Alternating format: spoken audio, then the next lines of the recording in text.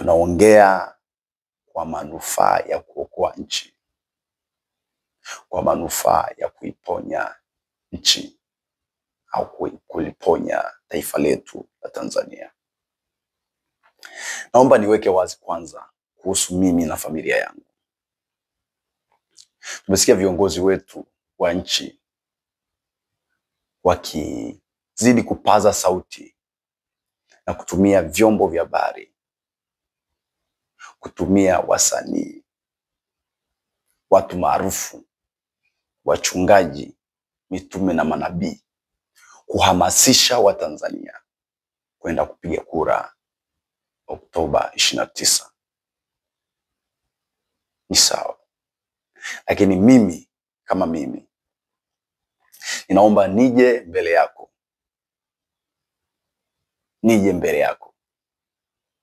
Niweke msimamo wangu mimi na familia yangu na ndugu zangu wote wanaonizunguka. Tumekaa tukatafakari, tukaona jinsi ambavyo nchi yetu ya Tanzania inaendeshwa, mambo ya kutisha yanayotokea.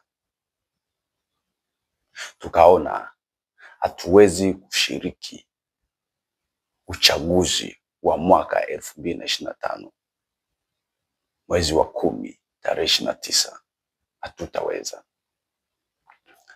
Kwa hiyo mimi na familia yangu Oktoba 29 hatutakanyaga kwenye vituo vya kupiga kura. In short tunasema hatutathubutu kwenda kutiki, na nitatoa sababu ambazo zimetufanya mimi na familia yangu, familia ya Leparako, sababu zilizotufanya tusiweze kwenda kutiki nitazieleza hapa. Sababu ya kwanza kabisa ni matendo yaliyodhidi au yaliyokithiri kutokea katika nchi yetu ya Tanzania. Watu kupotea au ndugu zetu wa Tanzania wengine kupotea. Alivyosimama tu Askofu Josephat Gwajima kueleza ya kwamba ndugu zetu zaidi ya 80 wamepotea pasipojulikana, matatizo yakaanzia pale. Askofu Gwajima akaonekana ya kwamba anashindana na serikali yake, naye akafungiwa makanisa yake yote zaidi ya 2000.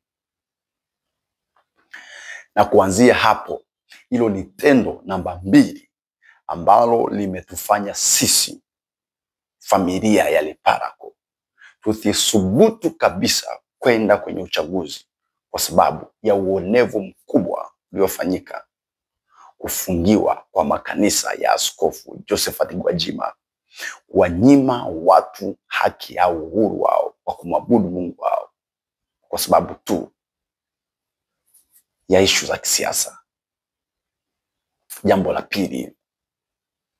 Jambo la tatu ambalo limetufanya sisi kama familia ya Leparako tusiende kutiki Oktoba 29.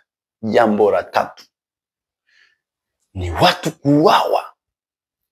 Uhai wa mtu umekuwa hauna thamani. Nilikuwa nikisikiliza story ya Sativa alivyopigwa risasi na watu wasiojulikana.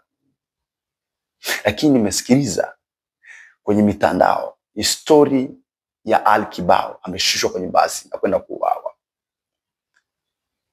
Mimi niongee bila kuogopa, na niwashauri pia nyie watekaji ambao mnateka watu na kuua watu, hamtakamalize watu wanaopigania haki katika taifa lao.